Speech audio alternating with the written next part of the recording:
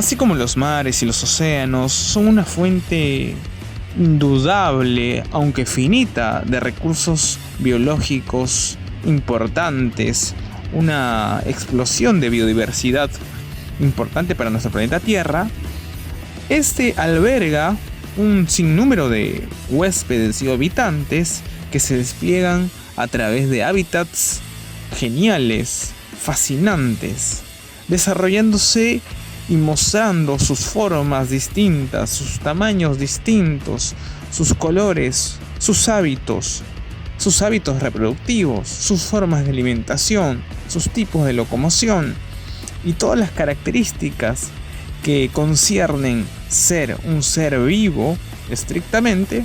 Hoy vamos a describir en 2 líneas que son aquellos recursos o seres pelágicos marinos y pelágicos bentónicos que están encapsulados o se desarrollan en este gran ecosistema denominado mar y océanos. Hola a todos, ¿qué tal? ¿Cómo están? Con ustedes el ingeniero pesquero Omar Luna. Hoy en Ágora Pesquero estrictamente vamos a desarrollar quiénes son esos organismos que se dicen ser pelágicos y o bentónicos. Pero para ello ya habíamos dado algunas pizcas de descripción de lo que es, de quiénes estrictamente se podrían estar desenvolviendo en el ecosistema o ecosistemas acuáticos en el mar y en los océanos. Pero para ello hay parámetros físicos fundamentales de definición y de diferenciación que son estrictamente, por ejemplo, el movimiento de las aguas, la temperatura que sufren las variaciones y corrientes marinas y obvio, la presión, la radiación de luz y las distintos relieves que se ubican en el mar y en los océanos. Todo ello respecto a las profundidades en las que se despliegan, se desarrollan, se distribuyen de forma dinámica, tanto los organismos marinos. Necesitamos, y ha sido necesario, por ello, dividir a los organismos o a los seres vivos en 2 tipos de organismos: los pelágicos y los bentónicos. La definición de organismos pelágicos se da por la relación que existe en una parte del océano que está sobre la zona pelágica, es decir, la columna de agua que no se encuentra ubicada sobre la plataforma o corteza continental, pero esta está más cercana a ella. En ese tramo de agua no tiene ningún tipo de profundidad considerable. Por su parte, aquella zona bentónica u organismos bentónicos que estarán en esa zona bentónica será la antonimia, o sea, todo lo adverso, lo contrario. Eso se relaciona directamente con lo vinculado al fondo del mar y de los océanos. De manera muy sintáctica y sináptica, los seres acuáticos vivientes se van a distribuir. Por ejemplo, los peces se van a diferenciar en 2 grandes grupos. En este caso, organismos pelágicos, por un lado, para ser más específico, y organismos bentónicos, respectivamente. Entonces recordemos, como una cuestión práctica, los organismos pelágicos son aquellos que van a habitar aguas medias de los océanos y mares o cerca a las superficies, como en otro podcast he mencionado también. Por tanto, vamos a tener un patrón de distribución de estos seres vivos, los cuales van a limitar con la zona de profundidad, la cual conocemos como zona bentónica. Añadamos también a ello que el desarrollo de esta zona requiere de parámetros físico-químicos de acción. Por ejemplo, tenemos la radiación lumínica proveniente del Sol. Por tanto, a una zona o a la zona pelágica donde se desarrolla el ingreso de esa radiación lumínica, que está aproximadamente sobre una superficie de 200 metros de profundidad, se le denominará zona fótica.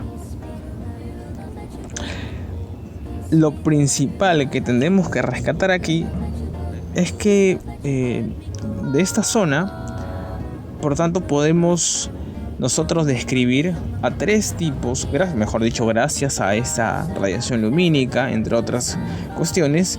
También podemos destacar y discriminar de manera tácita a tres tipos de organismos pelágicos: al nécton, al plancton y al neuston. Tres tipos de grupos de organismos pelágicos. Repito, nécton, plancton y neuston. Entonces, describámoslos. El nécton son aquellos organismos, generalmente aquellos que pertenecen a las especies ícticas, o sea, los peces, pero también añadamos ahí al nécton a las tortugas, a los cetáceos, cefalópodos y algún otro organismo que se desarrolle dentro de esa profundidad. Organismos que son capaces generalmente de contrarrestar las corrientes marinas y tienen esa habilidad gracias a la selección natural que han obtenido ese tipo de desarrollo biológico, y en este caso por los que han podido sobrevivir, adaptarse a ese medio y generar en tanto ese tipo de mutación para contrarrestar estos movimientos o flujos de aguas marinas. Por el otro lado, el plancton, que es la otra comunidad, se caracteriza esencialmente por tener dimensiones reducidas, ocasionalmente microscópicas. Aquí vamos a dividir en dos al plancton. Vamos a tener aquí el fitoplancton y al zooplancton. Fitoplancton, estamos hablando, por ejemplo, de algas marinas, supongamos, un tipo de vegetal marino, y al zooplancton es relacionado con un tipo de animal marino. Lamentablemente, dentro del plancton hay algunos organismos, o digamos generalmente, no algunos, aquí corrijo, generalmente estos organismos no pueden vencer a las corrientes marinas. Estos organismos pueden ser arrastrados a través en este caso de la fase en la que se encuentran, la fase marina en la que se encuentra. Y digo fase, me refiero en este caso a la zona estricta donde están ubicadas. Finalmente, con respecto al neuston o a los organismos neustónicos, así también le podemos llamar, vamos a tener organismos muy pequeños. Podemos tener algunos insectos, también algunos peces rotíferos, los cuales se van a caracterizar básicamente por sostenerse en la superficie de la película del agua. O sea, ¿a qué me refiero? Aquellos organismos que pueden lograr mantenerse en la superficie, ¿ok? En la zona superficial del agua de mar. O sea, ese va a ser su hogar, esa va a ser su zona de desarrollos y su ciclo de despliegue biológico. Porque de ahí van a obtener alimentos, radiación de la luz, entre otras intercambios gaseosos, por supuesto. Es una zona de interfase, por decirlo así, ¿no? La zona superficial del mar. Es como poner un ejemplo muy práctico.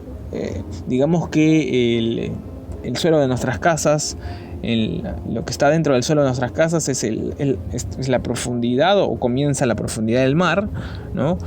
Pero en la superficie del piso, es estrictamente la superficie de ese piso del mar, ¿okay? Digamos que así podríamos hacer una suerte de analogía.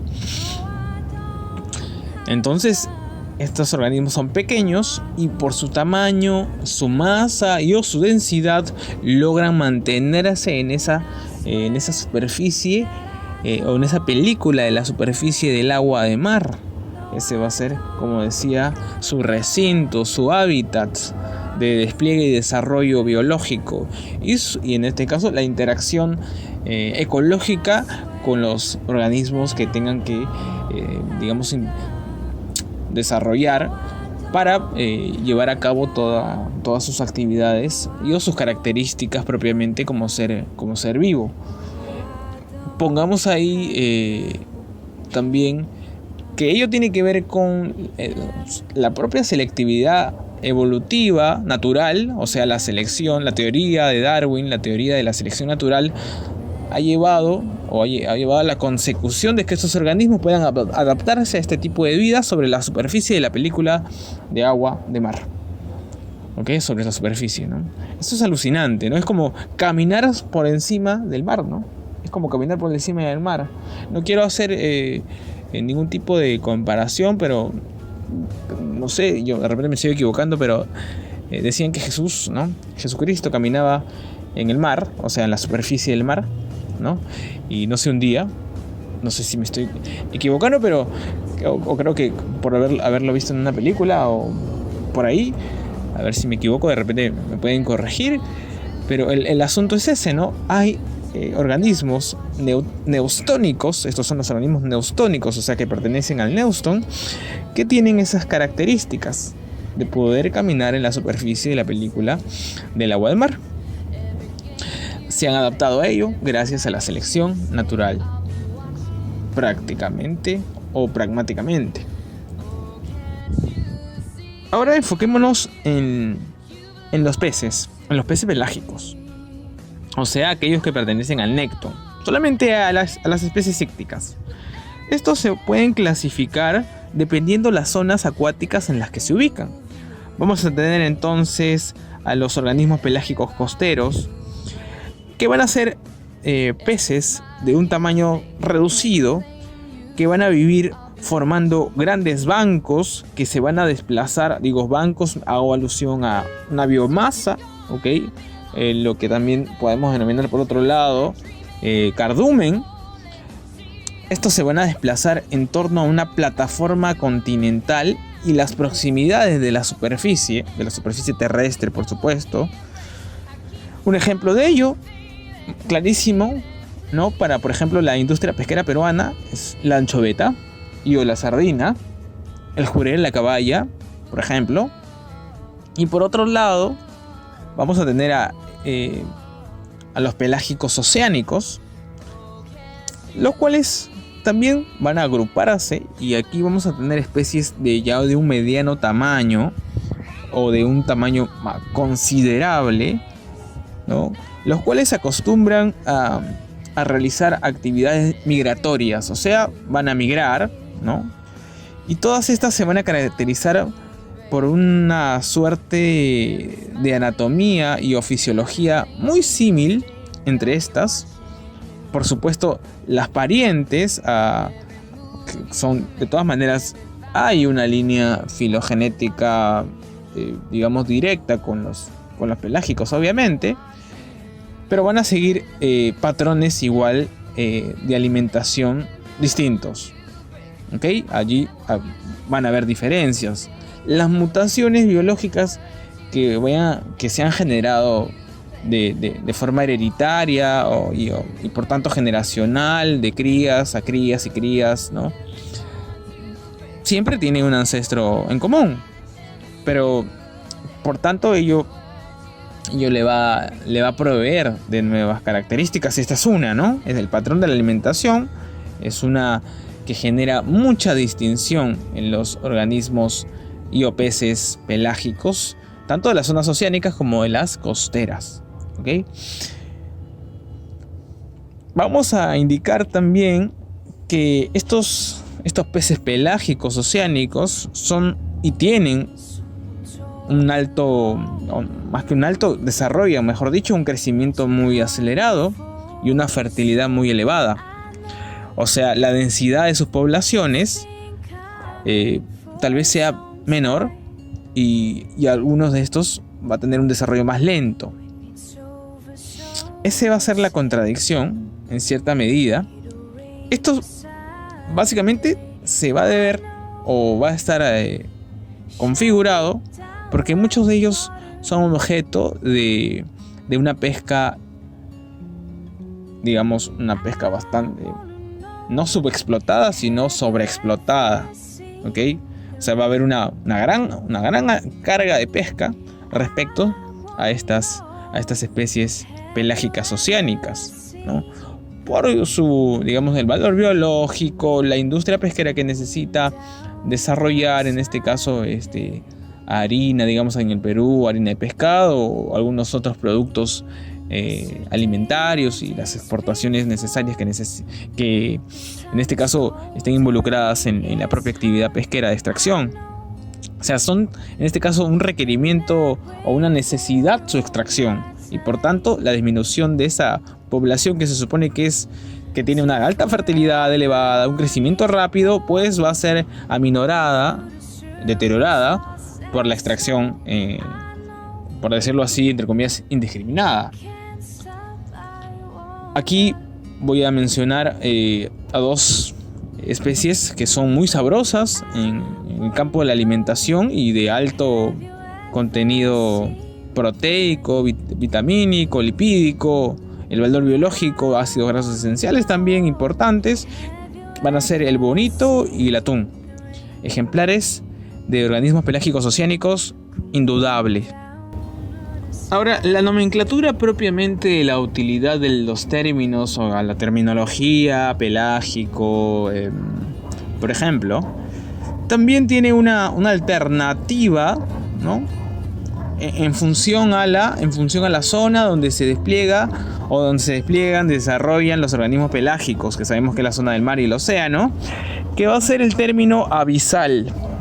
¿Ok? El término abisal puede ser una alternativa de término utilizado para decir que es la zona pelágica.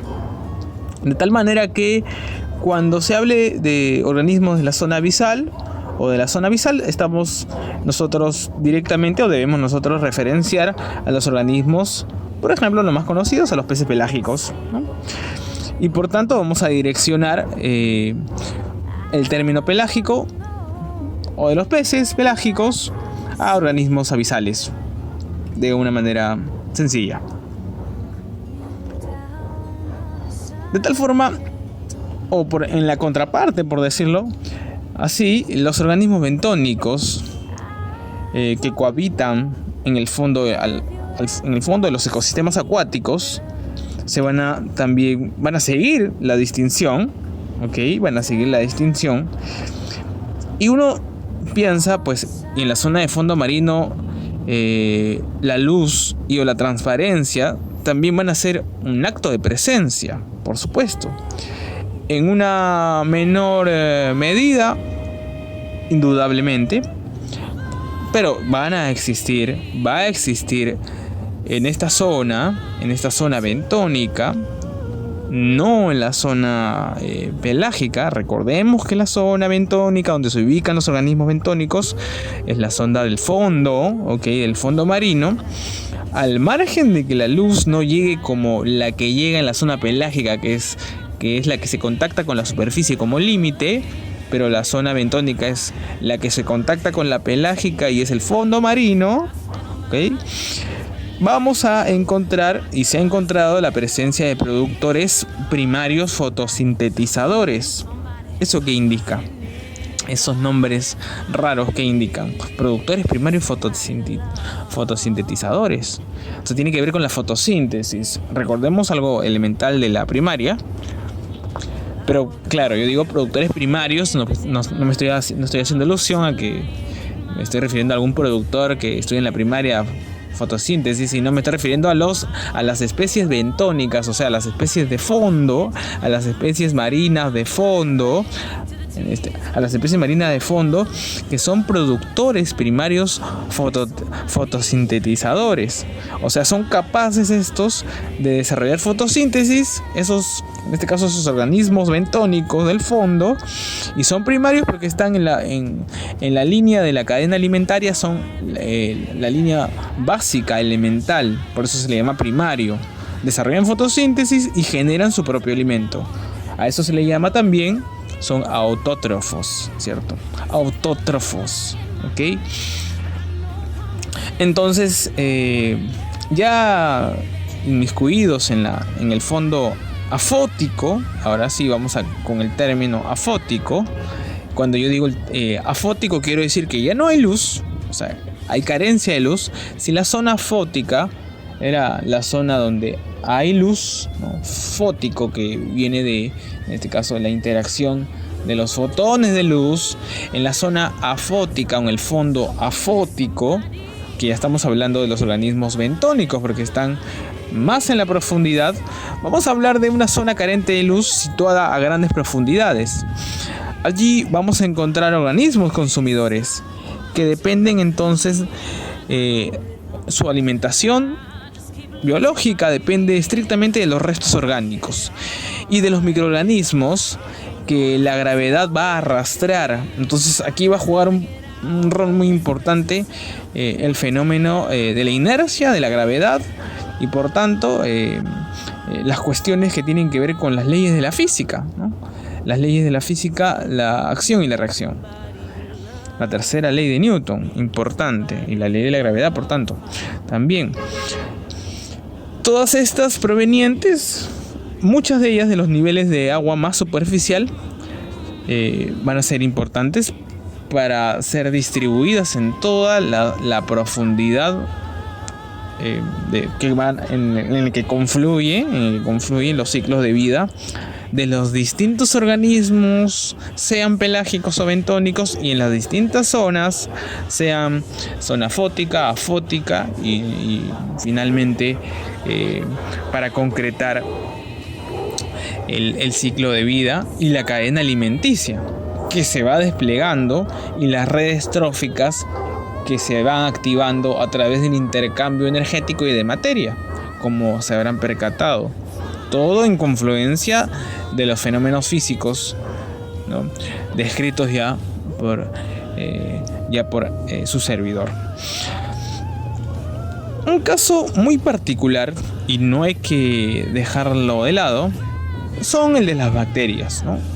El reino Monera confluye, que es estrictamente en bacterias, para decirlo de manera general, y estas son particularmente quimiosintetizadoras, es el término, quimiosintetizadoras, o sea, sintetizan, en este caso, a través de una ejecución química, pero a la vez, o sea, sintetizan ¿qué sintetizan? Obviamente van a sintetizar sustratos, en este caso otros desechos, etcétera, ¿no?, de los cuales se compone también la riqueza y la biodiversidad de las zonas en donde están ubicadas esas bacterias. Esas bacterias son importantes para quimiosintetizar porque van a proveer de allí alimento al resto de organismos dentro de la cadena trófica de alimentación del mar.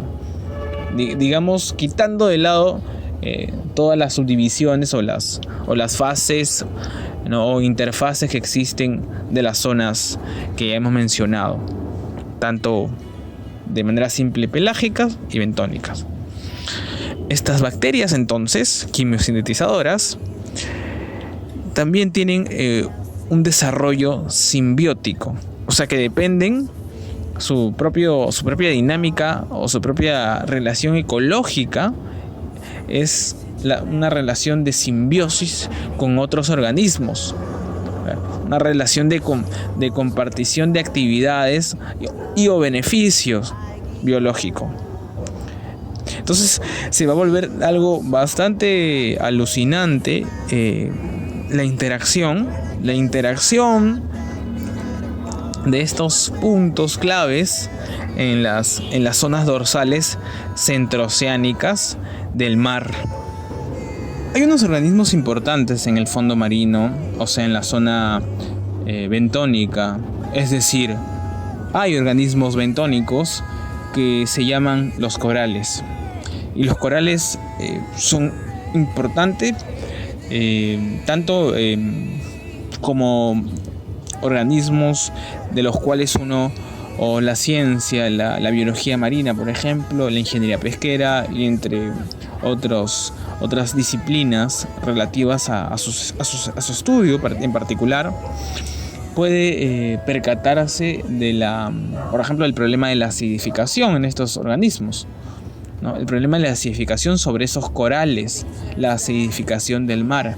Se puede trabajar con estos corales, ¿no?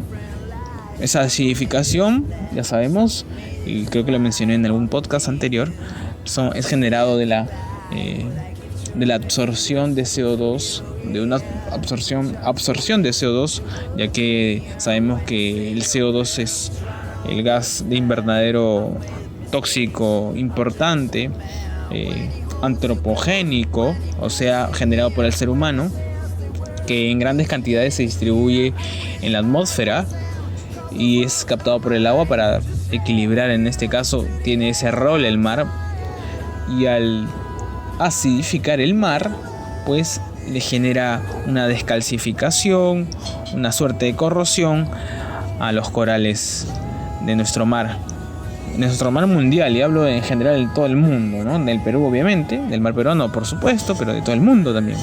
Es un problema gravitante en este sentido, ¿no? Luego vamos a hablar de ello en algún otro capítulo. Es importante entonces el despliegue biológico, mejor dicho, el entendimiento de esta especie, los arrecifes de coral, ya que son importantes en ese caso. No obstante, esa amenaza o ese peligro de extinción, porque para mí es un riesgo, una suerte de peligro de extinción, la acidificación sobre sus estructuras biológicas, ¿no? Pero bueno, tenemos que hacer frente a ello, porque existen también otras formas de amenaza. El hombre no solamente amenaza los recursos marinos, la sostenibilidad de esos recursos marinos a través de la contaminación, sino también a través de la pesca, como ya he mencionado hace poco. Ahora, no olvidemos que también en el fondo marino, en las familias bentónicas, otras familias grandes bentónicas que existen también en esta zona bentónica, está por el lado de los equinodermos, las estrellas de mar, los erizos de mar, los pleuronectiformes, aquí tenemos el pez lenguado y los similares, cefalópodos como los pulpos, las sepias, bivalvos, moluscos y entre otras algas, ¿no? No todas las algas se ubican en la zona pelágica, sino también hay algas en la zona bentónica, y eso es también sumamente esencial mencionar. Aquí en Ahora Pesquero hacemos fe de ratas de si hemos tenido alguna falla en podcasts pasados, y por eso es que replanteo este podcast donde me estoy sumergiendo, digamos de manera también metafórica, al asunto y a la vuelta del tema de los organismos pelágicos y bentónicos, o sea, las zonas pelágicas y bentónicas donde se despliegan y en este caso dinamizan ecológicamente por interrelaciones, tanto interespecíficas e intraespecíficas, los organismos hidrobiológicos y o pesqueros. Y los que he mencionado, por supuesto, todos los mencionados. Y con gran punto y gran enfoque en el ámbito de mi carrera, que es la pesquería, y por tanto los peces, las especies ícticas, ¿no? Los peces o la morfología de estos es muy peculiar, ¿no? Consideremos que muchos de ellos, por la propia selección natural, han desarrollado y por tanto por sus mutaciones propiamente han desarrollado una cierta compresión corporal, lateral, ¿no? No sé si han visto, por ejemplo, a algunas especies como el pampanito, ¿no? Que es un pez no muy tradicional en el Perú, así su nombre común es el pámpano, el pampanito, de una forma planada, y los distintos, es un ejemplo simplemente. Muy distinta, ¿no? Muy distinta a una anchoveta, muy distinta a un bonito, a un jurel, a una caballa. el desarrollo de las etapas del alevinaje o de los alevines, ¿no?